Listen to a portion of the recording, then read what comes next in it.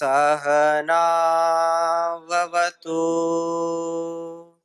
सहनौ भुनक्तु सह वीर्यं करवावहै तेजस्विनावधीतमस्तु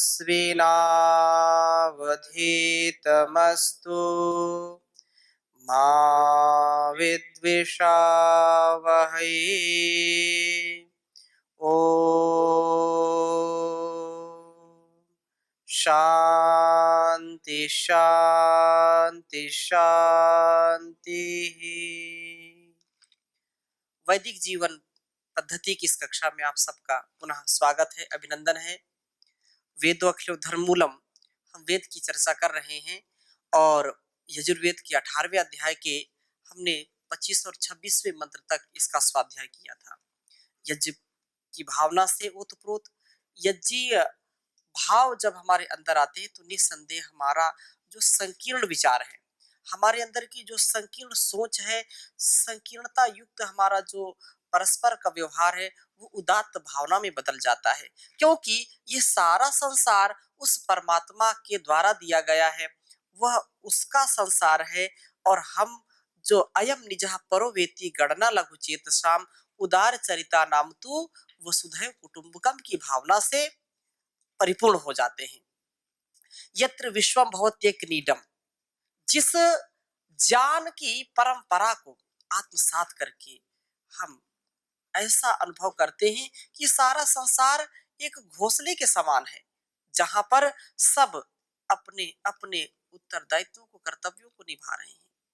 अतः ऐसी उदात्त भावना केवल वैदिक लोगों की आ सकती है, जहां पर संकीर्णता नहीं है, जहां पर व्यापकता है, समग्रता है, जहां पर ईश्वर और इस समष्टि के प्रति कृतज्ञता है, जो कृतज्ञता के साथ जीवन व्यतीत करते हैं, जिनको ये है कि अपने जीवन को अच्छा जियो, यावत जीवेत सुखम जीवेत ऋणम कृत्वा घृतम पिबेत, वो कभी भी कल्याण को प्राप्त नहीं हो सकते हैं, सामर्थ्य को प्राप्त नहीं हो सकते। हाँ ठीक है, सामर्थ्य आएगा, लेकिन सामर्थ्य ठीक दिशा में नहीं लग पाएगा। इसलिए हम उस परमात्मा से कृतज्ञ भाव से सदा सर्वदा सर्वत्र प्रार्थना पूर्वक उसका चिंतन करें और अपने जीवन को वेदों के अनुकूल ही चलाएं, अपने परिवार को, अपने बच्चों को, अपनी संतति को वेदों की चर्चा में सम्मिलित करें, उनको उत्साहित करें कि वेद हमारे मूल हैं, ज्ञान का स्रोत है। और जो भी अन्य ग्रंथ हैं ऋषिकृत, वो तो ही है, लेकिन अन्य जो भी अलग अलग मत पंथ संप्रदाय में अलग अलग छोटी छोटी बात करते हैं, उनका भी मूल वेद ही है। हाँ, छोटी कुछ बातें ले ली, कुछ अपनी बातें कर दी, ऐसा नहीं। तो वह परमात्मा सदा सर्वदा हमारा ध्यान रखता है और हमारा रोज का यह कार्य होना चाहिए, यज्ञ भावना से ओतप्रोत हो हम और प्रार्थना पूर्वक अपने जीवन को जीना चाहिए। प्रार्थनाएं भी हमारे लिए वेद मंत्र के समान उत्साह देने वाली होती हैं। बहुत ही सुंदर एक भजन किसी ने लिखा, उस परमात्मा से प्रेम पाने के लिए, वो सुधाकर है, वो सुधा पिलाने वाला है, अमृत का पान कराने वाला है।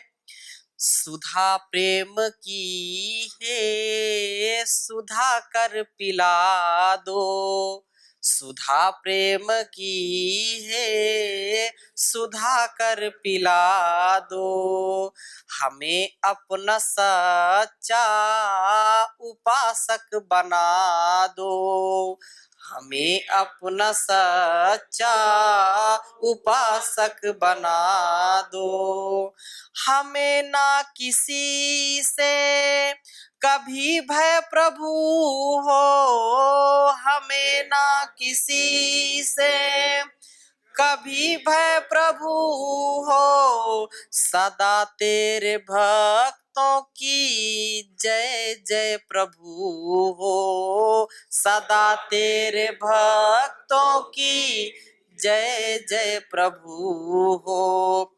प्रभुहीन भाव से हमको बचा लो, प्रभुहीन भाव से हमको बचा लो।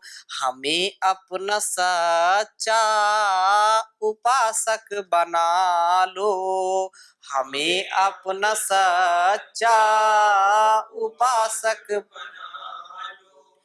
करो जान का मन भवन में उजाला, करो जान का मन भवन में उजाला।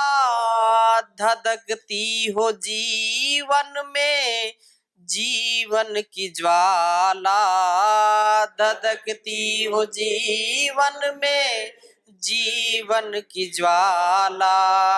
प्रभु सुप्त शक्ति हमारी जगा दो, प्रभु सुप्त शक्ति हमारी जगा दो। हमें अपना सच्चा उपासक बना लो, हमें अपना सच्चा उपासक तुझे हर्ष में शोक में हम न भूले, तुझे हर्ष में शोक में हम न भूले। पिता प्यार की तेरी गोदी में झूले, पिता प्यार की तेरी गोदी में झूले। मति शुद्ध माता हमारी बना दो, मति शुद्ध माता हमारी बना दो। सुधा प्रेम की है सुधा कर पिला दो, सुधा प्रेम की है सुधा कर पिला दो। सदा वेद के हम मधुर गीत गाए, सदा वेद के हम मधुर गीत गाए। श्रुति जान से सब दिशा हम गुंजाए, श्रुति जान से सब दिशा हम गुंजाए। लगन यह प्रभु हम सभी को लगा दो, लगन प्रभु हम सभी की लगा दो। सुधा प्रेम की है सुधा कर पिला दो, सुधा प्रेम की है सुधा कर पिला दो। प्रभु वेद के भेद समझे सभी हम, प्रभु वेद के भेद समझे सभी हम। कुपंथों में ईश्वर ना भटके कभी हम, कुपंथों में ईश्वर ना भटके कभी हम। विमल वेद विद्या धरा पर बहा दो, विमल वेद विद्या धरा पर बहा दो। सुधा प्रेम की है सुधा कर पिला दो, सुधा प्रेम की है सुधा कर पिला दो। हमें अपना सच्चा उपासक बना दो, हमें अपना सच्चा उपासक बना दो। तो हम अपने जीवन को श्रद्धा समर्पण और भक्ति के साथ व्यतीत करें, कृतज्ञता के साथ व्यतीत करें, तो निश्चित रूप से वह परमात्मा वेदों का ज्ञान उतारने वाला है। हमारे अंदर सारा वेद है। यस्मिन् ऋचः साम यजुंषि यस्मिन् प्रतिष्ठिता रत्ना भाविवाराः।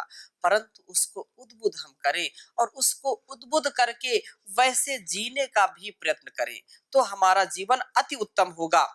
तो हम पिछली कक्षा में 27वें मंत्र का स्वाध्याय कर रहे थे और जिसमें विशेष बात कही, पष्ठोभी चमे, उक्षा चमे, वशा चमे, ऋषभस चमे, वेहत चमे, अनडवास चमे, धेनुस चमे, यज्ञेन कल्पन्ताम। इस मंत्र को इस भाव से यहाँ पर दिया गया, क्योंकि जो 26वां मंत्र था वो भी जो है गो और बैल के संदर्भ में था। यहाँ भी कहा कि वह 4 साल का बैल मेरा हो, वह 4 साल की गाय भी मेरी हो, और जिसमें सामर्थ्य हो ऐसा जो है बैल मुझको चाहिए, ऐसा बैल हो, और गाय भी ऐसी हो जो नए नए जो है बछड़ों को, बछड़ियों को जन्म देती हो, जिससे दूध और हर प्रकार से मेरे जीवन में, मेरे घर में यज्ञ कर्म सतत चलता रहे, कोई बाधा उत्पन्न ना हो। एक गाय यदि किसी के यहाँ है तो वह व्यक्ति कभी भूखे मरता नहीं है, ये अमृत देने वाली है। इसलिए गाय का पालना बहुत उत्तम माना जाता है। अब पता नहीं कैसे यहाँ पर गाय को राष्ट्रीय पशु नहीं बनाया, ये किसी की भी गलती हो। ये स्थिति हमारी है, हम इसको समझे, जाने और जीवन में उतारने का प्रयास करें। और आगे क्या कहा, अनडवास चमे, शकट वहन क्षम बैल मुझे प्राप्त हो, धेनुष चमे, नौ प्रसूता गौ मुझे प्राप्त हो, यज्ञेन यज्ञ के द्वारा कल्पनताम शक्ति संपन्न बनावे। वस्तुतः गौ के संपर्क के बिना मनुष्य अपने जीवन का विकास कर नहीं सकता है। ऋषियों के आश्रम में गौओं का जो है उन पर आधारित, पूरा आश्रम उन्हीं पर आधारित होता था। आज भी बड़ी बड़ी गौशालाएं, पतंजलि योग पीठ के द्वारा भी कई गौशालाओं का संचालन किया जाता है, हजारों गौवे यहाँ पर हैं। और निश्चित रूप से ये जो हमारी संस्कृति है, ये हमारी विरासत है, ये गौओं के आधार पर इतना श्रेष्ठ और सात्विक हम आहार ग्रहण करते हैं, तभी हमारी सात्विक बुद्धि होती है। अगली बात कही कि कोई भी शुभ कर्म करते हैं तो लोग कन्यादान के समय भी गोदान करते हैं, और भी कोई विशेष कार्य होता है तो भी वहां भी गोदान का विशेष महत्व है। ये यही परंपरा है कि गौओं का अधिक से अधिक भरण पोषण हो, जिससे हमारा भी भरण पोषण हो। यह बाहर की लगी हवा ऐसी, निज घर का आंगन भूल गए, घर पर है कुत्ते बंधे हुए, गौओं का पालन भूल गए। एक हाथ से सीखा टाटा गुड बाय करना, हा? दोनों हाथ जोड़ करके नमस्ते प्रणाम कहना भूल गए। बाहर की लगी हवा ऐसी, निज घर का आंगन भूल गए। यदि हमारे मूल में हमारी भूल होती है तो जीवन शूल बन जाता है, कांटा बन जाता है, धूल से मिल जाता है, धूल में मिल जाता है जीवन। इसलिए मूल में, मूल संस्कृति में हमारी भूल नहीं होनी चाहिए, और जब जब भूल हुई है तब तब दुखी हुए हैं। संसार भी दुखी होगा और व्यक्ति भी दुखी होगा। इसलिए ये बात कही कि ऋषियों की ही परंपरा थी, और वो घर में उत्तम निर्माण पर संभव गौ पर ही स्थित होता था। इन गौओं के साथ बैलों का होना आवश्यक है, गौ के बिना बैल नहीं, बैल के बिना गौ नहीं। अतः सब प्रकार के गौ और बैलों का संभव कृषि प्रधान जीवन में ही संभव है। अतः वेद में कृषि को उत्तम स्थान दिया गया है। अक्षर मां दिव्या कृषिम कृषस्वत, कृषि करिए, आप जुआ मत खेलिए, सट्टेबाजी मत करिए, कृषि करेंगे तो जीवन अच्छा बनेगा। हमारे ऋषि भी कृषि करते थे, कृषि ऋषि करते थे, तभी ये जीवन और ये जगत इतना अच्छा था। आज ठीक है, आधुनिक समय है, यांत्रिक जो वातावरण चल रहा है, होना भी चाहिए, परंतु यंत्र के तंत्र में हम अपने मंत्र, मूल मंत्र को ना भूलें, वेद मंत्र को ना भूलें, तभी यह लोकतंत्र अच्छा रहेगा, राजतंत्र अच्छा रहेगा। नहीं तो कुछ कोई भी तंत्र मंत्र काम नहीं, सब यहाँ षड्यंत्र चलता रहेगा। षड्यंत्र से बचने के लिए मूल मंत्र हमको जीवन में उतारना चाहिए। ये वैदिक परंपरा है, ये वैदिक जीवन पद्धति है। सुबह जगने से लेकर के रात्रि शयन पर्यंत जब हम जगते हैं तो वेद मंत्रों का उच्चारण करते हैं कि हमारा पूरा जीवन, हमारा ये पूरा दिन अच्छा हो। और फिर हम योग करते हैं, यज्ञ करते हैं, भोजन प्रसाद ग्रहण करते हैं। सबसे पहले क्या करते हैं? मंत्र पाठ करते हैं। रात्रि में भी जब हम शयन करने जाते हैं तो भी मंत्र पाठ करते हैं। बिना मंत्र के सुबह शाम संध्या के मंत्र तो करते ही हैं, यज्ञ करते हैं। तो ऐसी ये मंत्रों से युक्त हमारी जीवन पद्धति है, और इसमें यदि भूल हुई तो फिर कोई बचा नहीं सकता। बहुत जो है कठिन जीवन हो जाएगा। तो वेद का ये आदेश है, निर्देश है, ऐसा उपदेश है कि जुआबाजी मत करें, अक्षरमा दिव्य, पासों से मत खेलो। कृषिम इति कृषस्व, कृषि करो, खेती करो। यह कृषि प्रधान देश है, जय जवान जय किसान वाला देश है। विज्ञान की भी जय है, लेकिन यह विज्ञान कहीं अभिशाप ना बन जाए हमारा, इस बात का हमको पूरा ध्यान रखना चाहिए। ऐसा नहीं था कि ऋषियों ने इस विज्ञान को नहीं जाना था, उन्होंने भी जाना था, लेकिन उन्होंने इस समष्टि की रक्षा के लिए और भौतिकता अधिक ना आ जाए हमारे जीवन में कि हम मूल से हट जाएं, इसलिए उन्होंने आगे इतना नहीं अपने आप को बढ़ाया और कृषि से अपने जीवन को जो है आगे उत्तम बनाया।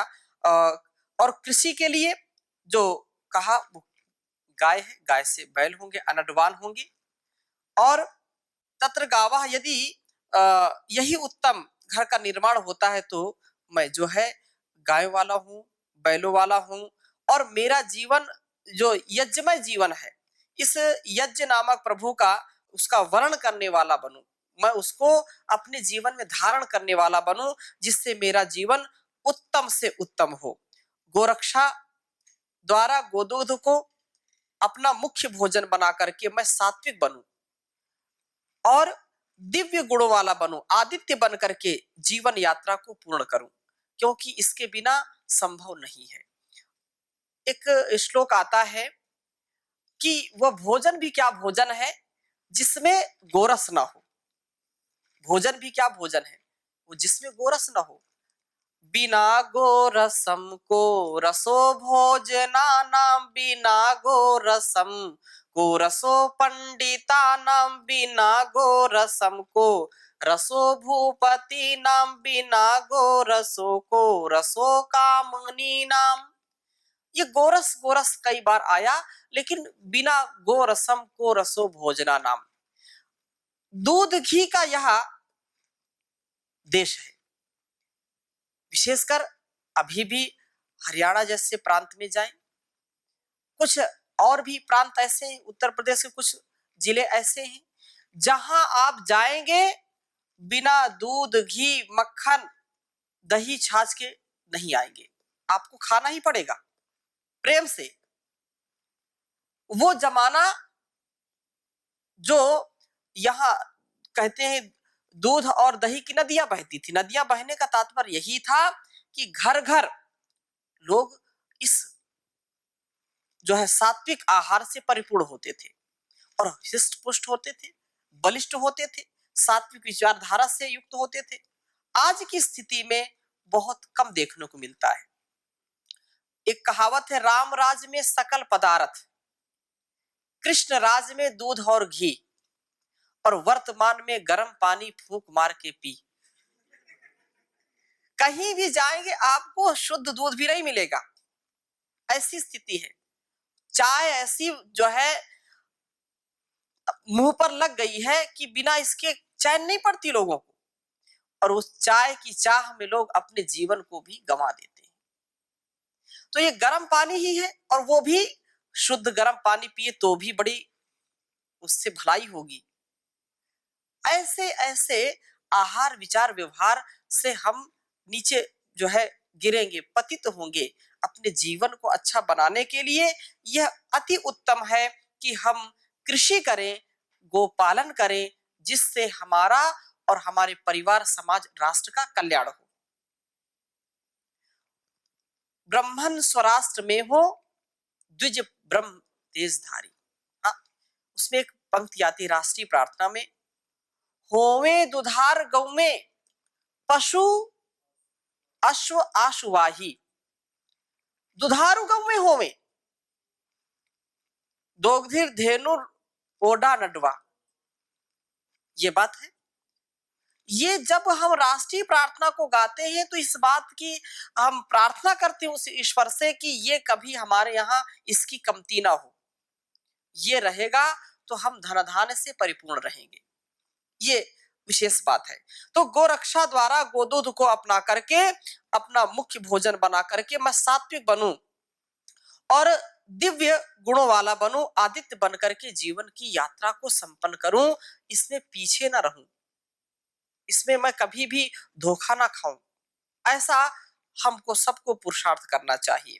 और अगली बात क्या कही, बहुत उत्तम बात है।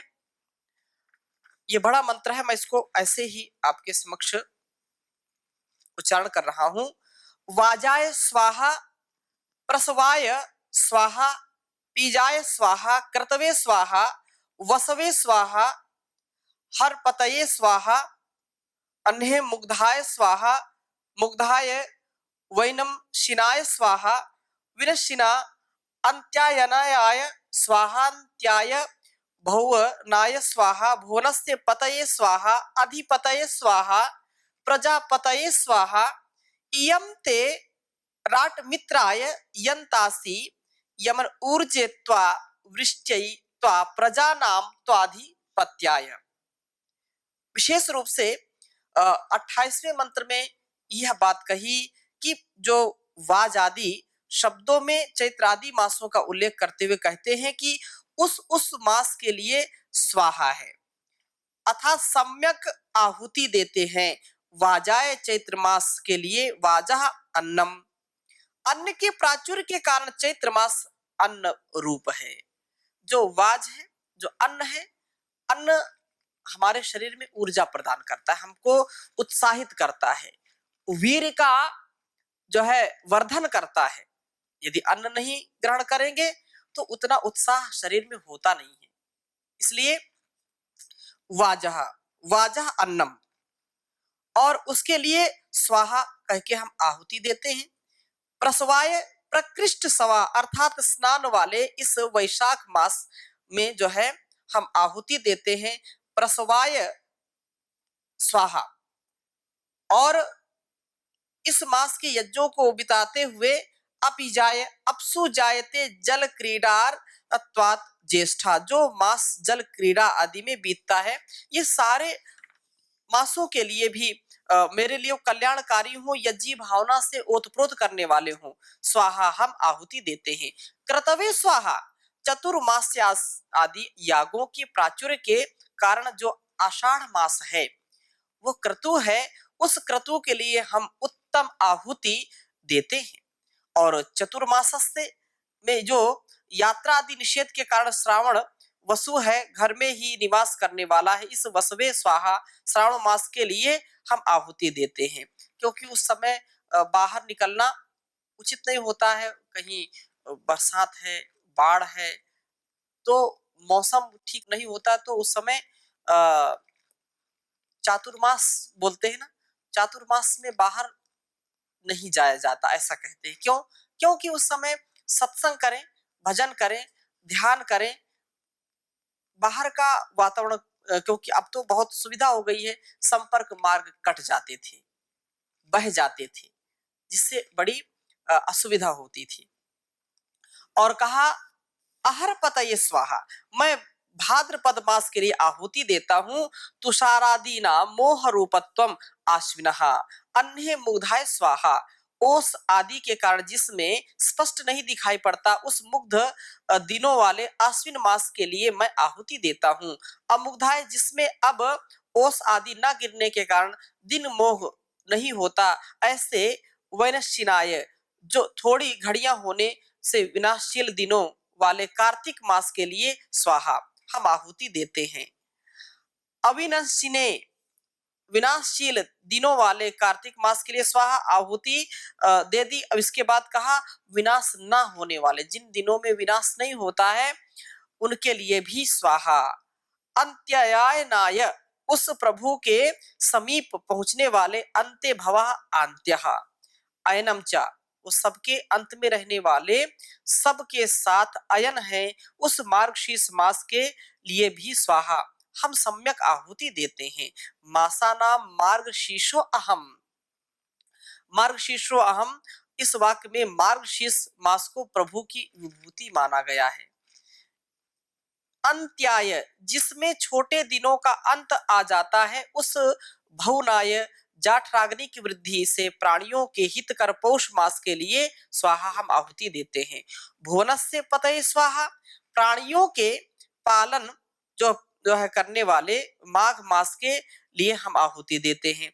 और अंत में अधिपतये स्वाहा जो आदित्यन रक्षक इस फाल्गुन मास के लिए आहुति देता हूं। और इस प्रकार से यह प्रजापतये स्वाहा प्रजापति रूप इस संवत्सर के लिए आहुति देता हूं, अर्थात मेरा वर्ष यज्ञमय हो, एक भी मास को मैं ऐसा न हूं कि यज्ञ की भावना से मैं ओतप्रोत न हूं। सारे 12 मास हो और 12 मास मैं यज्ञ में संलिप्त रहूं, उनमें संलग्न रहूं, ऐसा मेरा स्वभाव बन जाए और उस यज्ञ से, यज्ञी भावना से मेरा विकास हो, मेरा उत्कर्ष हो, मेरा अपकर्ष कभी भी ना हो।